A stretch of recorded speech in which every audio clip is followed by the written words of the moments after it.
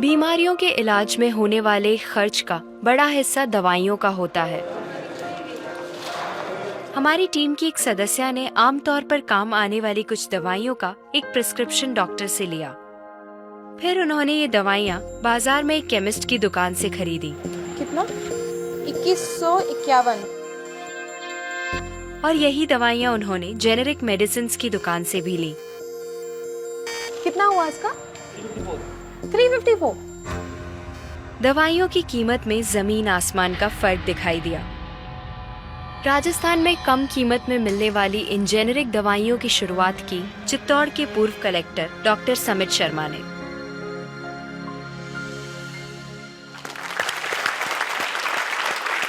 Doctor समित, मुझे बताइए कि ये कैसा मुमकिन है कि हमारी जो कॉरेस्पॉन्डेंट थी वो वही दवाइयाँ उन्होंने 2000 कीमत में उनको मिली एक दुकान में, और जो जेनरिक मेडिसिन है उस दुकान में जब गई तो उनको कम में मिली, 300 में मिली। ये कैसे मुमकिन है?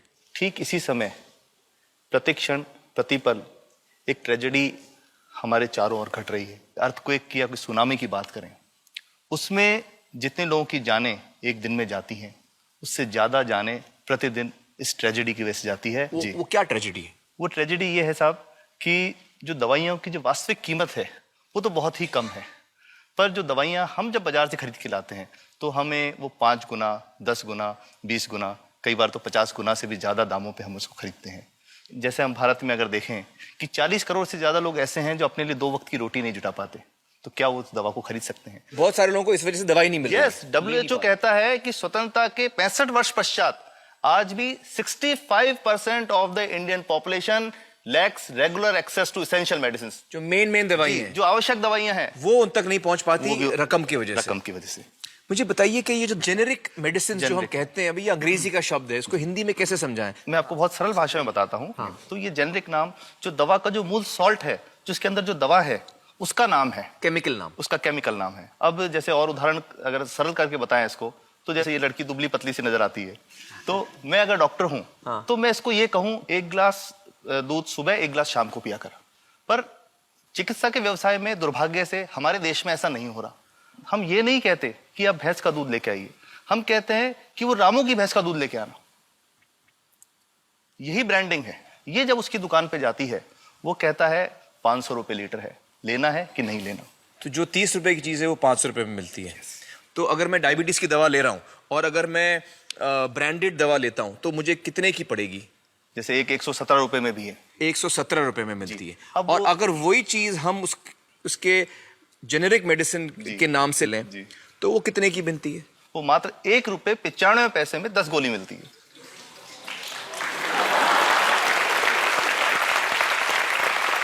और दोनों गोलियों में कोई फर्क नहीं है किसी किस्म का? 100% समान, क्योंकि इसकी उत्पादन लागत ही इतनी है। उसका manufacturing, packaging, transport, retail margin, जो उसके मार्जिन जो हैं, जो हमारे ज्यादा वो सब मिला करके उतने की ही पड़ती है।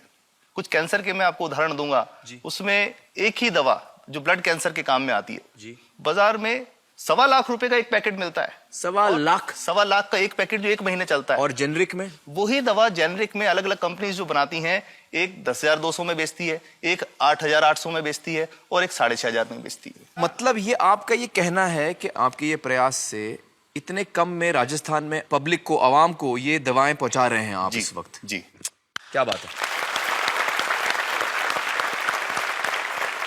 मेरा ये सवाल है कि डॉक्टर्स जो हैं वो हमारे पर्ची पर जेनेरिक नाम क्यों नहीं लिख के देते? क्यों लिखते हैं वो ब्रांडेड? जाने नहीं देंगे बाहर फिर? नहीं, सब जाने देंगे।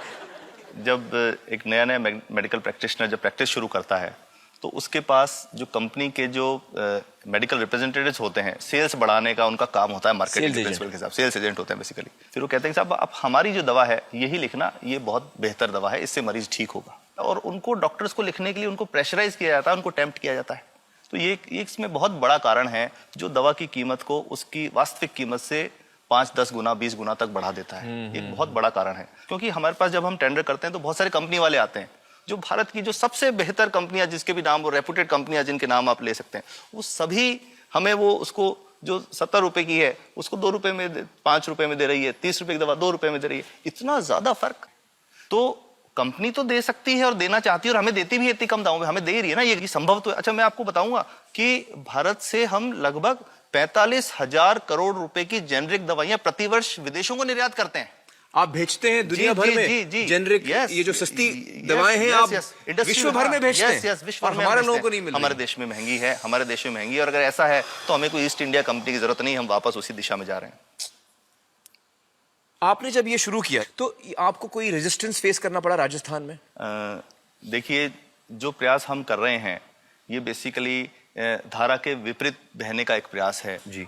काफी थ्रेट्स भी हैं, क्योंकि इसमें माफियाज भी हैं, ड्रग माफियाज जो ऑपरेट करते हैं, और हम हमेशा ये बात कहते हैं कि हम 100 साल से भी पुरानी शोषण की व्यवस्था को बदलना चाहते हैं, पर हमने हमेशा डॉक्टर्स को दोषी नहीं माना जी। सारे डॉक्टर्स बुरे नहीं है, 50-60% तो जेन्युइनली वो चाहेंगे कि गरीबों को कम कीमत पे दवा मिल जाए, वो चाहेंगे। और आज भी ऐसे डॉक्टर्स हैं जो अपने घर से सैंपल्स ला करके अपने जेब से पैसे निकाल के मरीज का इलाज कराते हैं, ऐसे डॉक्टर्स आज भी हैं। बिल्कुल सही। तो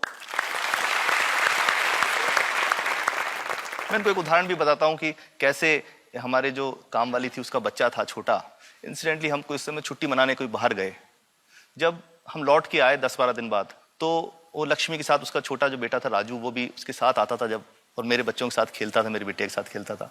तो वो लक्ष्मी अकेली आई, राजू नहीं आया। तो हमने पूछा कि क्या हुआ, तो उसने जो बात बताई कि साहब वो उसको, आप गए थे, उल्टी दस्त हो गया था। उल्टी दस्त की बीमारी के लिए वो जब दवा लेने गई तो केमिस्ट ने उसको कहा कि इसके तो 400 रुपये लगेंगे। तो उसने कहा साहब मैंने खूब मांगा, मेरे पास 400 रुपये मुझे नहीं थे, और मेरा बच्चा रात को ही उसको दस्त आते रहे, वो खत्म हो गया। और मैं आपको ये कहना चाहता हूँ कि वो जो दवा लिखी थी कि वास्तव कीमत 1.5-2 रुपये ही है, तो वो बच्चे की जान बच सकती थी। 65 वर्ष के बाद भी अगर कोई बच्चा उल्टी दस्त से मर जाए तो मैं नहीं समझता इससे शर्मनाक बात कोई हम लोगों के लिए हो सकती है। और सबसे बड़ी बात कि इसे आसानी से बदला जा सकता है। हमें सबको एक समन्वित, एक संगठित प्रयास करने की जरूरत है। ये तो कुछ भी नहीं है, कोई नई फैक्ट्री खोलनी नहीं, कोई नई दवा नहीं बनानी, ये सब जो गलत चल रहा है इसको रोकना ही तो है। तो दोस्तों, डॉक्टर समित की बातों से हमें यह पता चला है कि दवाइयों का जो कॉस्ट होता है, जो उनको बनाने का खर्च होता है, वो बहुत ही कम होता है, और हमें इन कम दामों में ये दवाइयां मिल सकती हैं अगर हमारी राज्य सरकार जेनेरिक मेडिसिन की दुकानें खोले, जैसे राजस्थान सरकार ने किया है, और जिसके लिए हम उन्हें सलाम करते हैं। एक बात और, अगर आप एक एनजीओ हैं और आप जेनेरिक मेडिसिन की दुकान खोलना चाहते हैं तो department of chemicals and fertilizers आपको 50,000 रुपए की ग्रांट भी देता है। डॉक्टर समित, आपने बहुत ही बेहतरीन काम किया है और इस बहुत ही अहम मुद्दे पर रोशनी डालकर हमारी आंखें खोल दी हैं, और हमारी दुआ यह है कि जो काम आपने राजस्थान में शुरू किया है वो हर राज्य में फैले, देश के कोने कोने में फैले।